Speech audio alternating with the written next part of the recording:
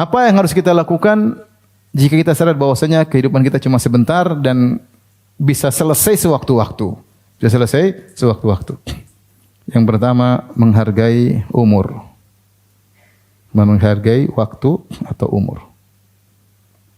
Nah, kalau tahu kita umur kita sebentar, jangan kita buang-buang umur kita.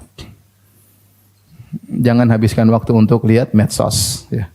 Yang bukan urusan kita tidak usah kita lihat, ya. Ibarat antum kalau lagi diuji, antum lagi di kelas lagi diuji enggak? Misalnya, jangan sibuk dengan jawaban orang. Antum sibuk aja sendiri.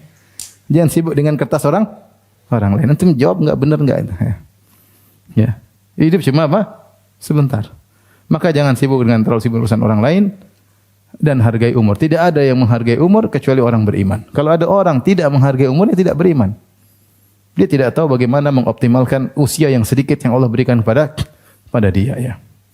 Kita ingin umur kita apa? Berkah. Ya. Sedikit berkah apalagi kalau banyak, ya. Apalagi kalau banyak. Oleh karena sementara kita bisa mengoptimalkan umur kita, kalau ada amal soleh bisa kita kerjakan secara paralel, kerjakan. Ya.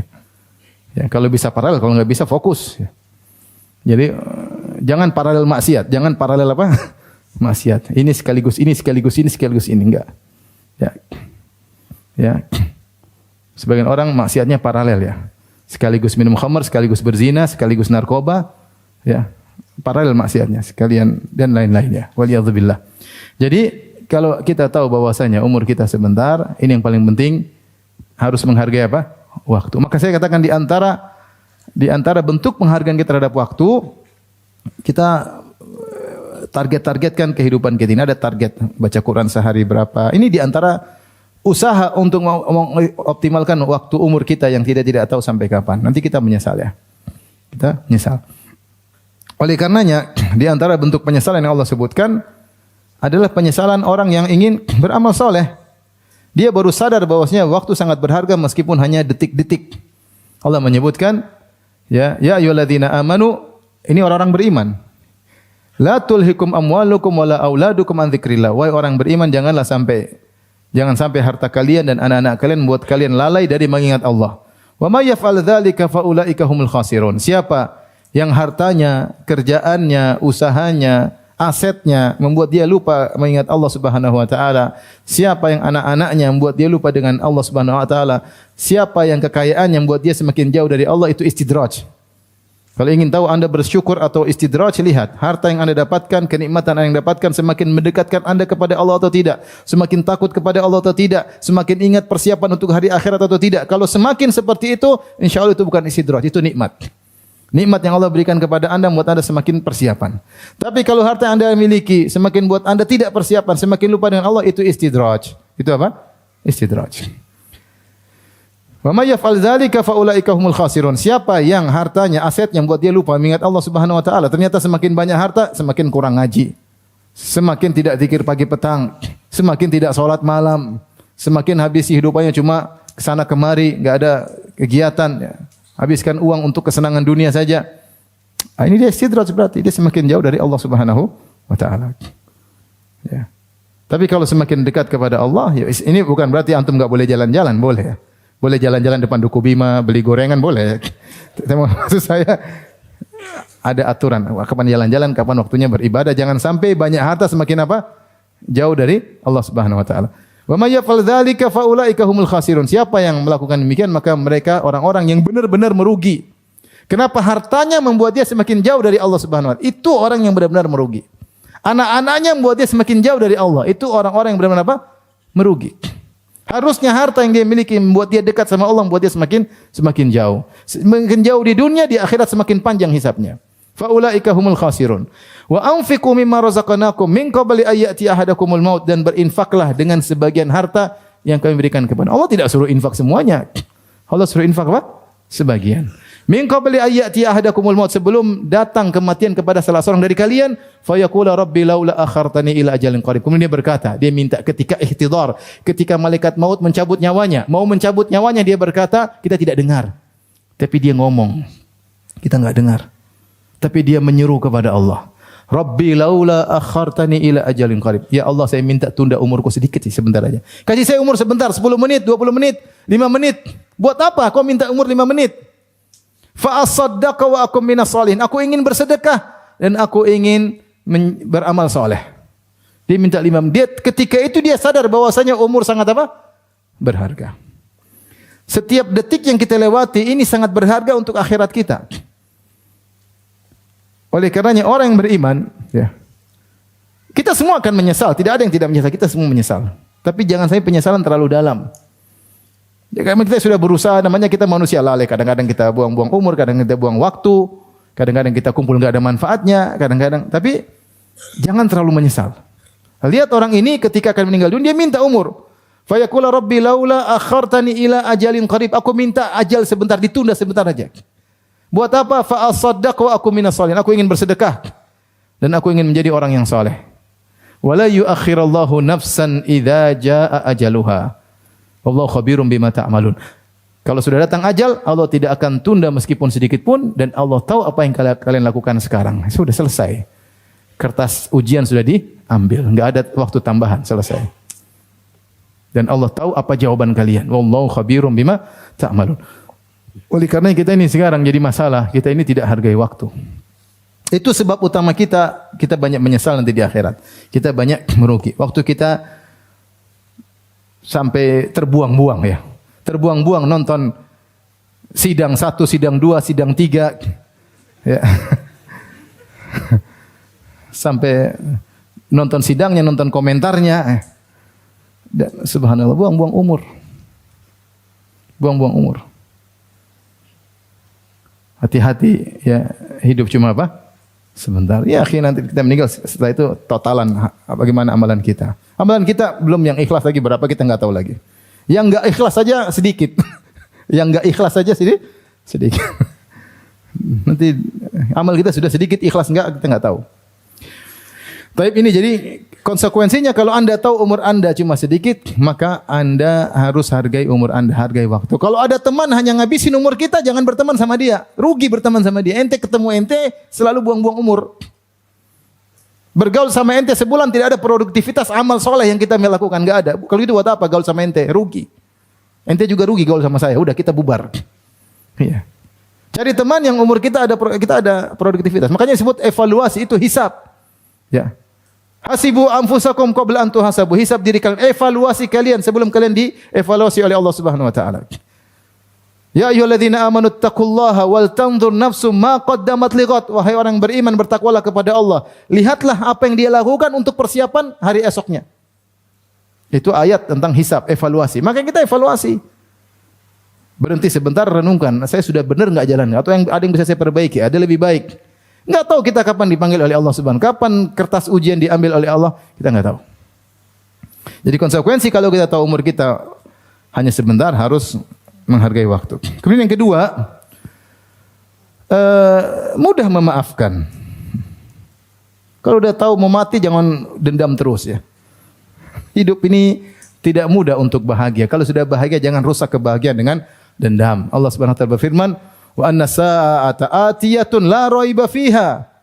Ya, wa inna sa'ata la atiyatun fasfahis safhal jamil. Wa inna sa'ata la atiyatun fasfahis safhal jamil.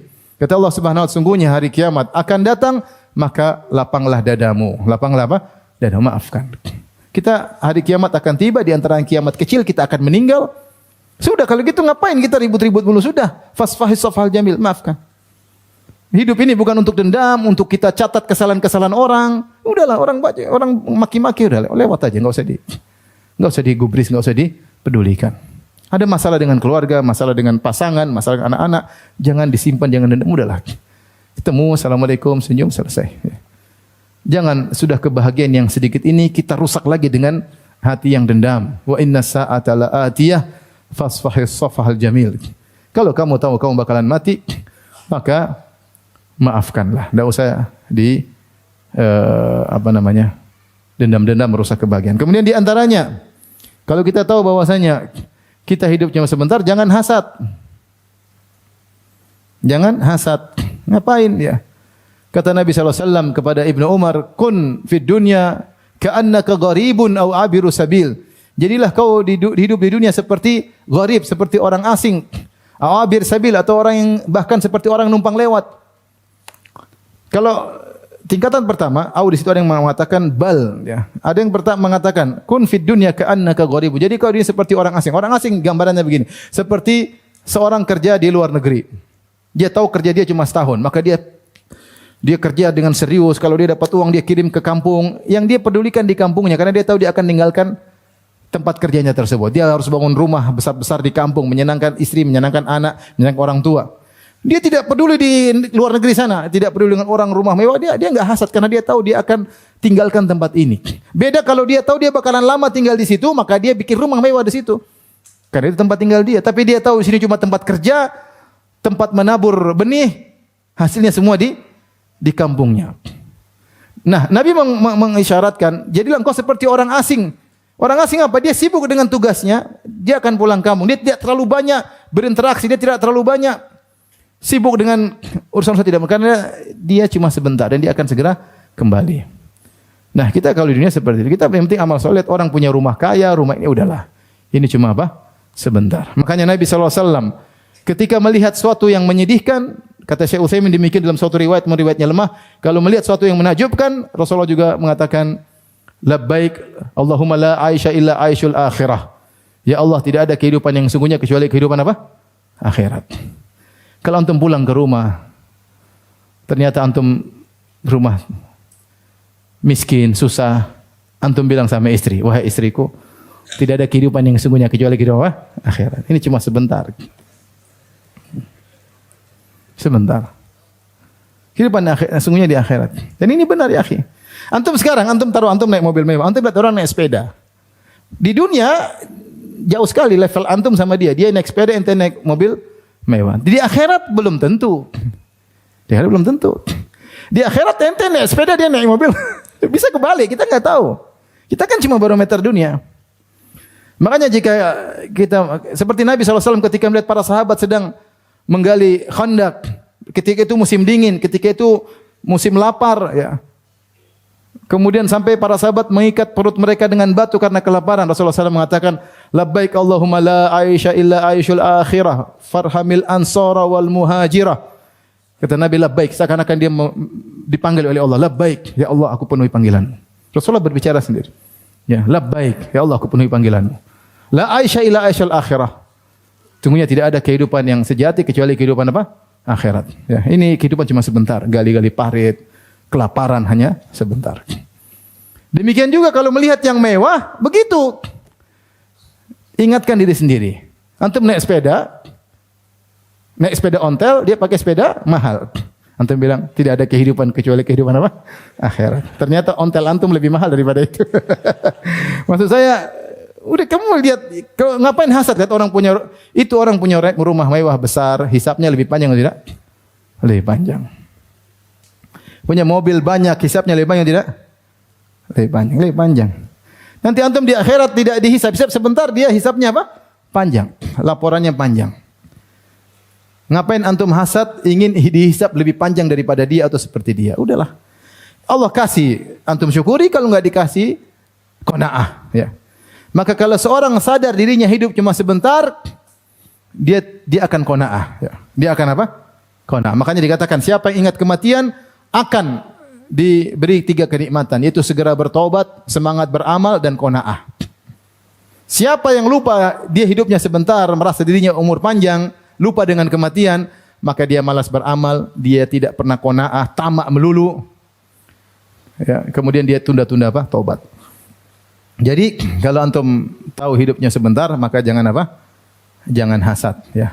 Qanaah dengan apa yang Allah berikan kepada antum, ya.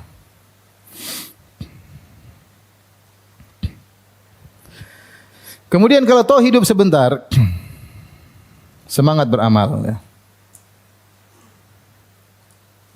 Jangan ditunda. Jangan ditunda. Karena kesempatan kita untuk menabur benih cuma sebentar. Kapan terbetik dalam hati kita ingin melakukan amal, jangan tunda-tunda. Kita enggak tahu besok. Besok bukan di tanganmu. Yang ada di tangan kita yang sekarang. Saya punya uang sekarang, ya saya sedekah sekarang. Besok-besok enggak tahu. Saya lagi sehat sekarang, besok saya nggak tahu sehat atau masih hidup. Wallahu a'lam. Ya, jangan tunda-tunda ibadah. Kalau ingin terbetik solat duha, segera solat duha. Kalau ingin terbetik lagi ingin baca Quran, segera baca Quran. Jangan tunda-tunda. Jangan tunda-tunda. Kalau antum sadar bahwasanya hidup antum cuma sebentar. Yang jadi masalah menunda-nunda inilah membawa petaka. Ya, kata Hasan Al-Basri, iyyakum wat taswif. Waspadalah kalian daripada menunda-nunda. Bahkan Nabi SAW menjelaskan di antara sebab para wanita masuk neraka dalam riwayat Tabrani, ya. Kalau tidak salah juga dalam riwayat Imam Ahmad, kata Rasulullah, wa tusawwifnal khair. Kalian wanita masuk neraka di antaranya gara-gara suka menunda-nunda apa? Kebaikan. Suka menunda-nunda kebaikan. Ya. Jadi kalau tahu hidup sebentar maka semangat beramal dan jangan menunda-nunda kebaikan. Sekali lagi saya bilang kalau bisa hidup ditargetkan, hidup ini dengan target. Dengan jadwal dan target. Kalau kita urusan dunia kita ada jadwal target, urusan akhirat juga kita harusnya lebih serius jadwal dan target apa? Target kita. Saya ulangi, kalau dunia sih kita punya target, kita usaha, kita ada rapat, kita ada pelaksanaan, kita ada evaluasi, kita ada target dalam kehidupan dunia, akhirat lebih utama. Toh ini yang kita target-targetkan mau kita tinggalkan. Masa yang mau kita menuju kepadanya tidak kita targetkan. Itu kalau kita menghargai umur kita. Wallahu a'lam bishawab, demikian saja. Wabillahi taufiq wal hidayah. Assalamualaikum warahmatullahi wabarakatuh.